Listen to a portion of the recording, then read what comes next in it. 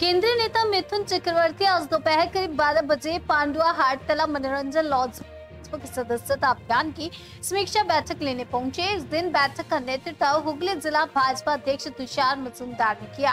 बैठक में हुगली के पूर्व सांसद चटर्जी और हुगली जिला भाजपा समिति के शाखा संगठन के नेताओं ने भाग लिया। जिले के अलग अलग मंडल अध्यक्ष भी उपस्थित थे। केंद्रीय नेता मिथुन चक्रवर्ती ने बताया कि बैठक का मेन उद्देश्य है कि बीजेपी का सदस्यता अभियान अब 30 तारीख तक बढ़ा दिया गया है और केंद्र से हमें निर्देश दिया गया है कि 30 तारीख तक ज्यादा से ज्यादा लोगों तक पहुंचा जाए और लोगों को भाजपा परिवार से जोड़ा जाए।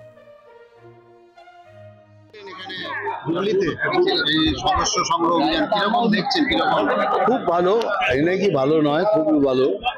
বাস আর একটু পুশ করলে আমরা টার্গেটে পৌঁছে যাব। কিছুটা তো কম রয়েছে এখনো, যে আপনাদের লক্ষ্যমাত্রা রয়েছে অনেকটা না, কিছুটা থাকবে। আমরা একটা এক্সপেকটেশন ধরেই ছিলাম, সেখানে অবধি পৌঁছে গেছি, এটা পৌঁছে যাবে। বাংলাদেশ নিয়ে কি বলবেন?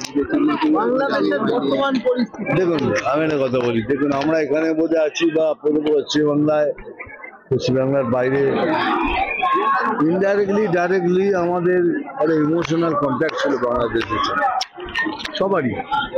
আমার মনে হয় বেশি সংখ্যক লোকের বাংলাদেশের সাথে একটা সম্পর্ক ছিল, কিন্তু বাংলাদেশ এরকম হয়ে যাবে কোনোদিন ভাবিনি।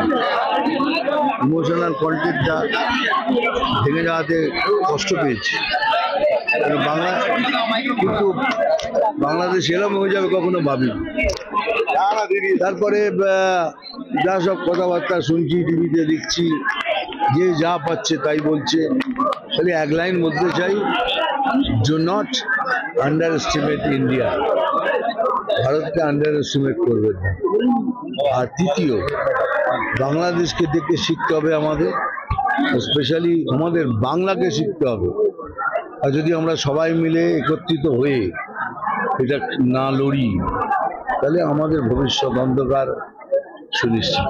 দুটো ঘটনা, একদিকে আজকে দিল্লিতে কয়েকজন আফগান নাগরিক ধরা পড়েছে, তাদের দেখা গেছে মালবাজার পৌরসভার ডকুমেন্ট আইডেন্টিটি কার্ড আছে।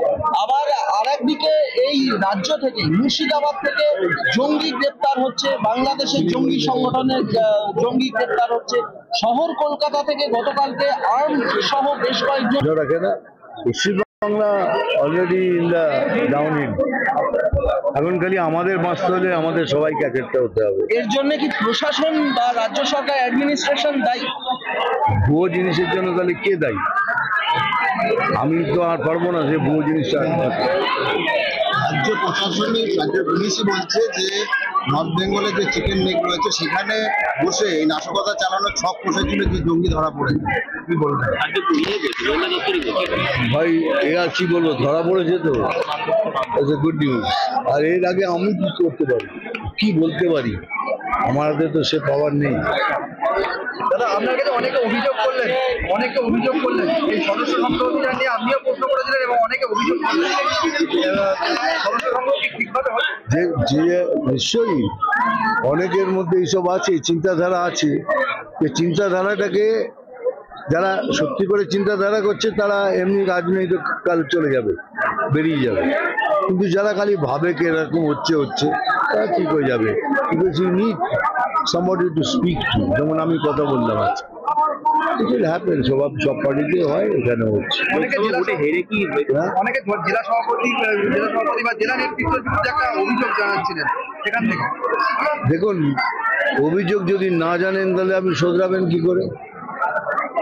যতক্ষণ না আপনি বলবেন তাহলে শোধরাবেন কি করে? How you going to change? এটা দরকার, খুব ভালো। আমি তো এরকমই করি, আমি ওপেন টক। কিন্তু আপনি তো বসকে কথা দিয়েছেন, আমি যা কথা দিয়েছি কি নো মার্সি, মানে যাকে দেখবো কাজ করছে না, আমার কোনো ইমোশনই নেই, তুলে ফেলে দেবো। 3 লাখে মাত্র 51,000 না, ওটা ওইভাবে ধরলে পারবেন না। এটা আমাদের, এটা কি জেনুইন মেম্বারশিপ, আগে সব ফেক মেম্বারশিপ হতো। এত বড় তারা করেছে, এখন তাদের মনে হচ্ছে বাংলাদেশে যদি করতে পারে তাহলে বাংলায় কেন করতে পারবো না? বাংলায় সেখানে একটা বাঁচার একটা রাস্তা আশ্রয় হিসেবে। তসলিমা নাসরিন নিজে বলছেন যে বাংলাদেশের ছোটদেরকে মগজ ধোলাই করা হচ্ছে এই সমস্ত কাণ্ড। আপনি মুর্শিদাবাদ দেখেছেন প্রশিক্ষণ দেওয়া হচ্ছে সবে, এবং তারা ধরেছেও আজকে।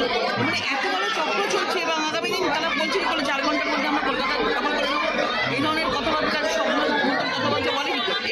এইসবের একদম রাজ্য সরকার পুরোপুরি তুষ্টিকরণের রাজনীতি, ভোটের রাজনীতির জন্য সেখান থেকে লোকেদেরকে, রোহিঙ্গাদেরকে এখানে নিয়েছে, তাদেরকে ভোটার আইডি কার্ড করে দেওয়া, তাদেরকে প্রধানমন্ত্রী আবাস যোজনায় তাদেরকে বাড়ি পর্যন্ত দিয়ে দেওয়া হচ্ছে, দিয়ে তাদেরকে বসিয়ে রাখা হচ্ছে ফর ভোটে জেতার জন্য।